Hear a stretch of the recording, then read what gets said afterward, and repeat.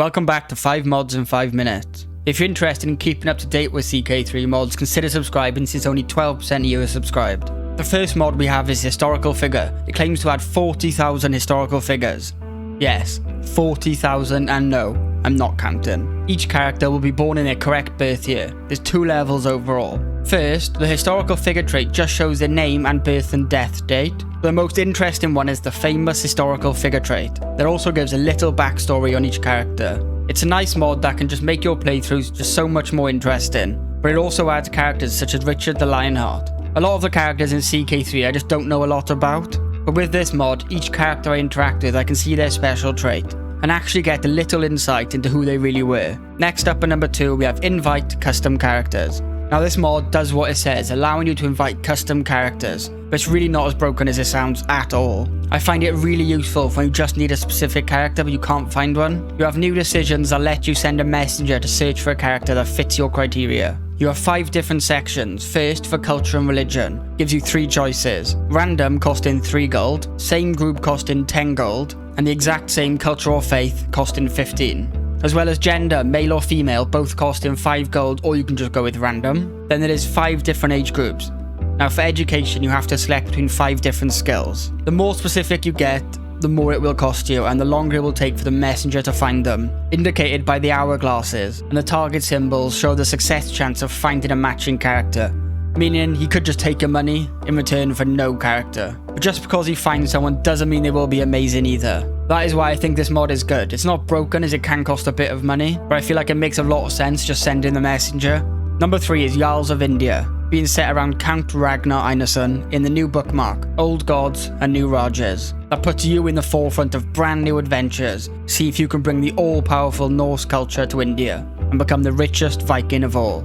Ragnar expands further than any other Viking, landing and taking the Maldives. The character is well made with a great martial and matching commander skills. And starting with a decent player here really allows you to try and expand, although it will not be an easy task. You have barely any land compared to your neighbouring rulers. You will need to play smart to succeed. Now, there are a few new decisions revolving around the new culture and faith, but your only foothold won't be the Maldives for long. Your father already starts pretty old and has the chiefdom of Ajatland, with you being the only heir, so you can have a foothold in Europe if you desire. But that's not the focus of this mod. Your main goal is to unite India and get rich raiding while doing it. If you get level of devotion to level 3 and have one of the 21 kingdom titles, or one of the 3 empire titles, you can form the Indo-Norse faith, and a similar thing for culture. After death is number 4. This mod will really change up the way you play, making it equally as fun as it will be difficult. Introducing new game rule settings for player succession. The first, random child, will randomly select a child for you to play after you die. Then random dynasty member. These are my 2 favourite settings that keep you in the same family and really randomise your playthrough, with no idea what will come next. The others are random vassal, then random neighbour, which would be absolute chaos in terms of playing, but it definitely has potential for some funny moments. The last 2 are youngest character and strongest heir.